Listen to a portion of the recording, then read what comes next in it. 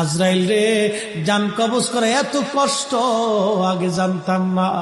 আজরাইল, আমাকে একটু আসানের সাথে তুমি জান কবজ করো। আজরাইল বললেন, হুজুর, আসমানের নিচে জমিনের উপরে আপনার চাইতে সহজভাবে জান আমি কারো কবজ করি নাই। আল্লাহ আমার উপরে করা নির্দেশ, আমার হাবিবের জান কবজ হবে সবচেয়ে বড় আসানে। হুজুর, আমি যদি আপনাকে আসানে জান কবজ না করি, নবী গো, আল্লাহর লানত আমি ধ্বংস হয়ে যাব। ইয়া নবী আল্লাহ, আমি সেই ভয়ে আপনাকে আসানের সাথে জান কবজ করতেছি। হুজুর গো, আপনি নবীর আগে এবং পরে এত আসানে কারো জান কবজ হয় নাই, হবে না। আল্লাহর নবী ডেকে বলে, আজরাইল, জান কবজ এত কঠিন, এত কঠিন, আমার কাছে কষ্ট হয়। একটা অনুরোধ তোমার কাছে করে দেয় আজরাইল, আমার উম্মতের জান কবজটা তুমি সহজে কইরো।